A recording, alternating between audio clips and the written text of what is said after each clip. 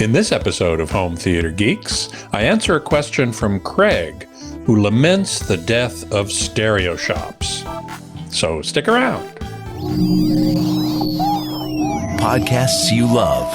From people you trust. This is TWiT.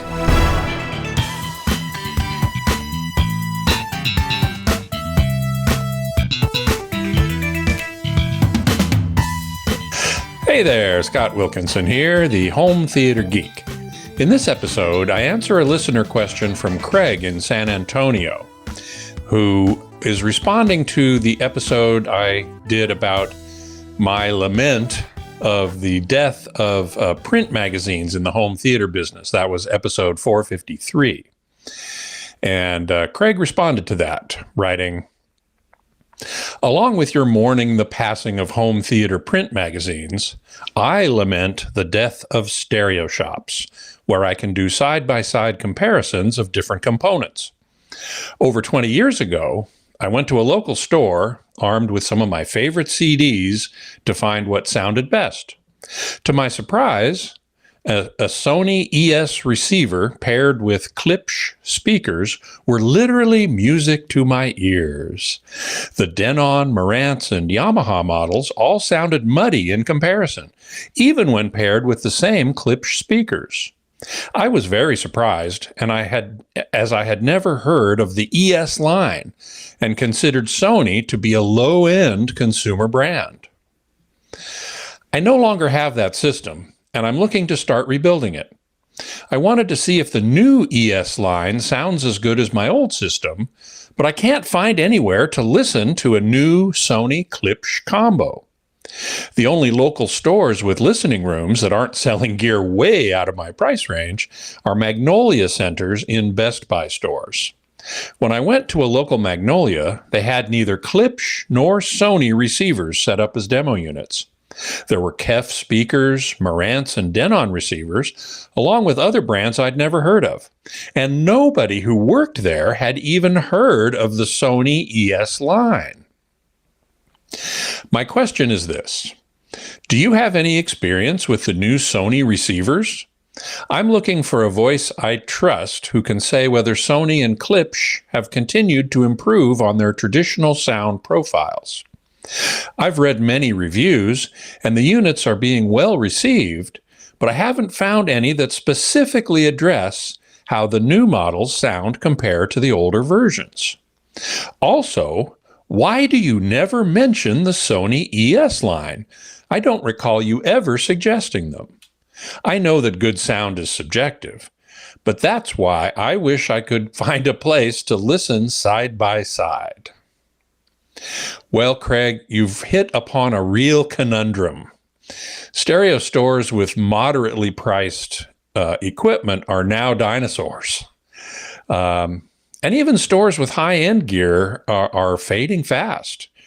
And most of the ones I found doing some research for this answer focused mostly on car audio. So that's a little bit of a problem. Now, there are still some stores in a few cities, and I recommend a few of them. One is Value Electronics in Scarsdale, New York, but it's pretty high-end. They carry more high-end stuff than you might be interested in, and you're not in Scarsdale, New York anyway. Worldwide Stereo is in Montgomeryville, which is north of Philadelphia, Pennsylvania, and in your town, San Antonio, Texas, there's a store called Bjorn's, BJORN''S. And they carry both Klipsch speakers and Sony ES receivers. Now, I don't know how much demo space they have, so you might give them a call, though, to see what they might be able to arrange. Now, we've put the links to all three of those stores into the show notes, so you should be able to look them up and see if there's anything there. All of them sell online, I'm sure, but that doesn't answer the question about being able to demo them in person, any products at all. As you mentioned, Magnolia within Best Buy is one of the only widely located places to hear any demos at all. Now, what comparisons you can make in a Magnolia depends entirely on what products they carry. So it's a real crapshoot. They might carry Klipsch or they might not. They might carry Sony ES or they might not. Now, I've put the link to the Best Buy store locator in the show notes as well, and you should be able to find a store near you wherever you are. But I didn't see any indication that any store particularly had a Magnolia or not, which is a section within the store, as you can see in these pictures here from around the country. So, I guess you just have to find a store near you and call them up and see if they have a Magnolia, and then see if they carry the particular brand you're interested in, and then see if they're set up to demo it. Now, I'm astonished that the workers in the Magnolia you went to had never heard of Sony ES. It's a very common brand and well respected. So the fact that they had never heard of it, that's really shocking to me. Now, I've never considered Sony to be a low-end consumer brand. I've always thought of it as a good quality mid-level consumer brand, even a little higher than mid-level, perhaps. Now, their prices are a bit higher than other similar or comparable companies, but I've always thought it was worth it, to tell you the truth. So I am not with you in thinking that Sony is a low-end consumer brand. Now, in my research for this episode, I came across a blog or an entry by a YouTube audio-video guru who goes by the name Youthman. And he documented a visit that he made to a Magnolia store about 10 years ago on a Klipsch forum. And we put the link to that into the show notes as well. And he saw no Klipsch speakers there, unfortunately, mostly higher-end electronics from Macintosh, which makes pretty high-end amplifiers and other electronics, and B&W speakers, again, at higher end than you're really looking at. So again, it depends on, what that particular Magnolia carries to what you'll find. So as I've said before, the best way to shop for electronics is by going to reviewers you trust, because there's no place to compare them anymore. And as you say, what sounds good is subjective. But a good reviewer knows how to put their impressions into understandable words. And that's an important thing. And you have to go, though, to reviewers that you trust. And here are a few of my faves. One is Brent Butterworth at wirecutter.com.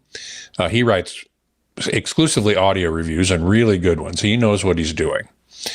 Thomas Norton at Sound and Vision. I've worked with him for 20 years or more, and I've always respected his reviews as well. Then there's Steve Guttenberg, who has his own YouTube channel called The Audiophiliac. And I trust his reviews greatly.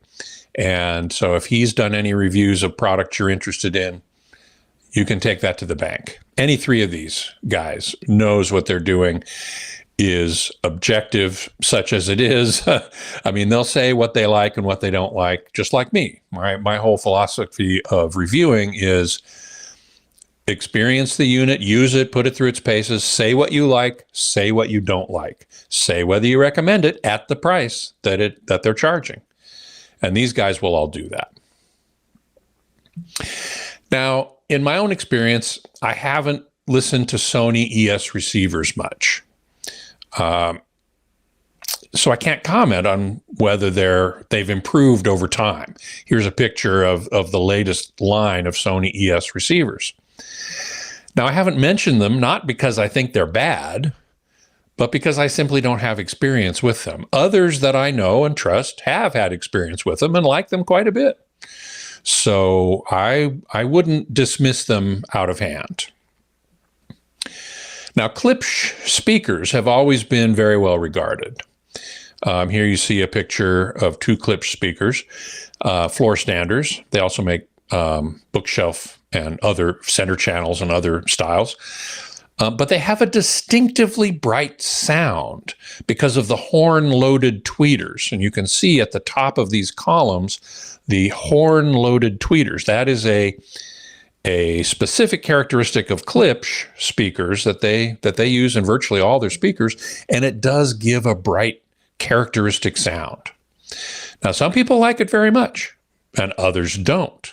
So there's a bit of your subjectiveness coming up right there. You obviously like the sound, and I have little doubt that the newer models have a similar sonic profile.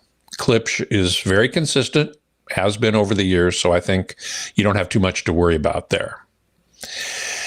Now, you asked about reviewers comparing older units to newer ones, and I have to say, I don't think you'll find any reviewers who talk about that very much, except if they possibly had the older units and then upgraded to the newer units, they might be able to talk about that.